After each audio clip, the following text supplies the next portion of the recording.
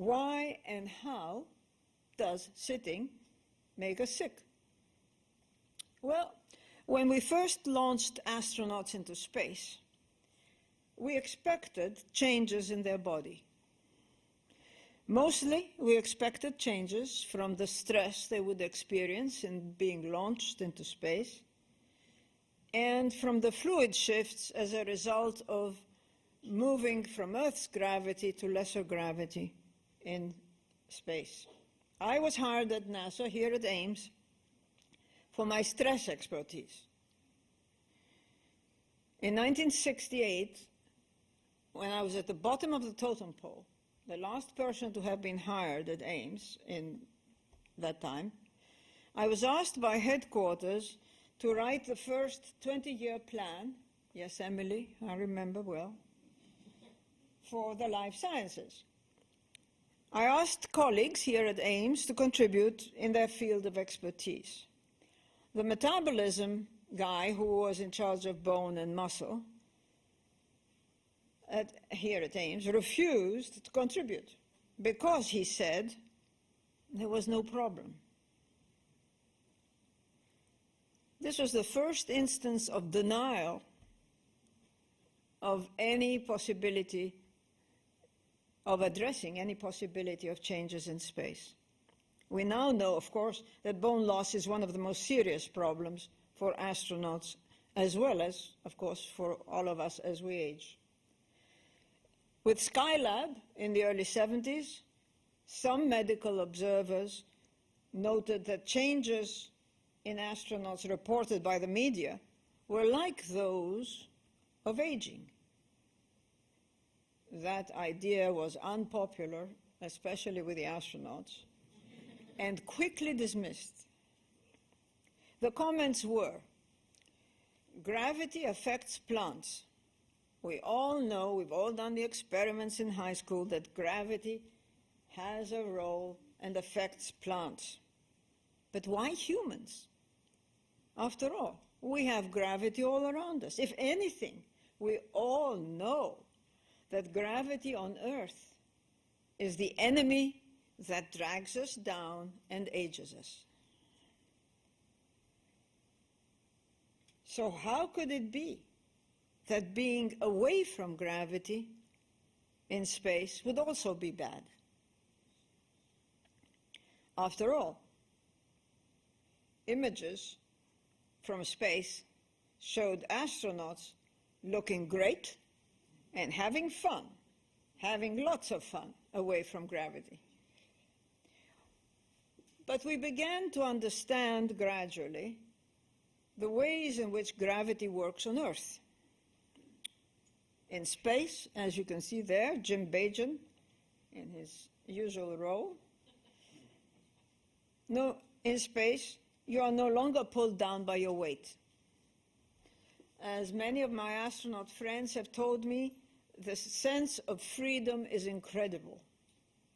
And that apparently is the reason they want to go back, and so it is addictive. Gravity gives us weight on Earth. In space, there is no up or down. There is no sense of direction or acceleration. Gravity on Earth gives us our sense of direction and acceleration. Astronauts in space exercise to stay fit. But without gravity, exercise is not as effective in keeping them fit. And even after returning from flight, all women and half the men have a tendency to faint on standing up, and more or less all of them show problems in balance and coordination. Here, you see cosmonauts, a classic image that's much used, that have to be carried off from the landing site in these seats. But the thing to remember with all these descriptions and observations in astronauts is that when they return to Earth, they quickly recovered. To learn more, we turned to ground research.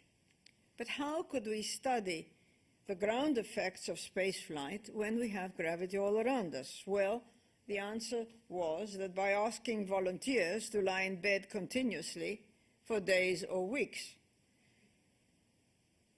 In this position, lying in bed, first of all horizontally and then subsequently in this position, the influence of gravity is reduced because it is pulling only across the chest rather than pulling in the head-to-toe direction, which is a maximally effective position. Head-down bed rest that you see Bob Norby, who couldn't get in to come to this talk, was an even better model. This was developed by the Soviets in the mid-70s, and I imported head-down bed rest into Ames for our studies. Volunteers in head-down bed rest show the same changes as astronauts, and it's perhaps slower in onset, the changes are slower in onset and perhaps less accentuated, but they're the same changes that we see in astronauts in space. This model has made it possible to study in detail what happens to the human body when the influence of gravity is reduced. And volunteers, like astronauts, recover when they get up and about in the field of gravity. Our subjects, however, saw things differently.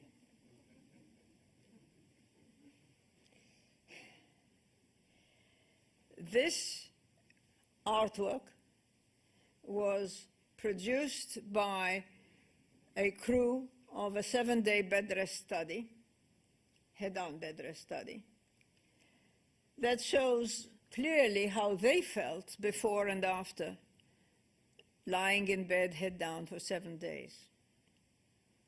At about the same time, or during that study, in fact, that 7-day study, it so happened that I was visiting a friend in a local nursing home.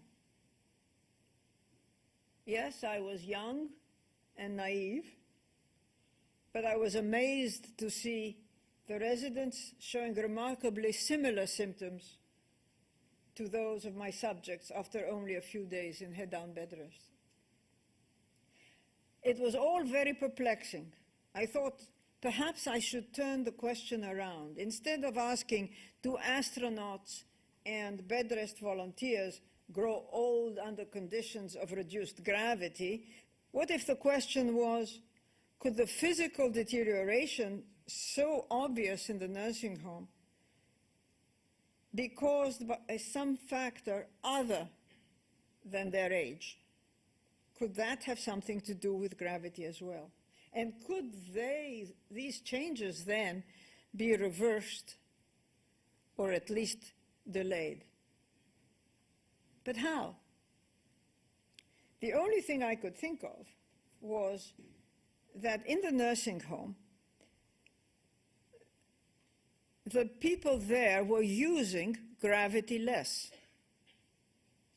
That aging changes are perhaps due to the gradual reduction of using gravity less and less over the decades of a lifetime. Then it could follow that what we saw in space in microgravity could in fact be an acceleration of the aging process. An acceleration of the aging process in space. That was, again, a question that was actively debated, and many laughed at me. But with the advent of space station and the longer durations of exposure to space, up to 6 months duration that we have had several astronauts now experience,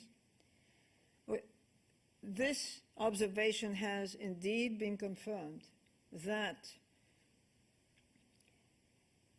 in spite of strenuous exercise in space for several hours every day, from 2.5 to 4 hours a day, loss in bone muscle, and cardiovascular function and other functions are 10 times faster than happen on Earth. For instance, it's said that we lose about 1% of bone a year. Well, in space, you lose about 10% a year. Some lose more than that. There has been at least one that has lost, purportedly, 5% a month over a 6-month period. That is serious.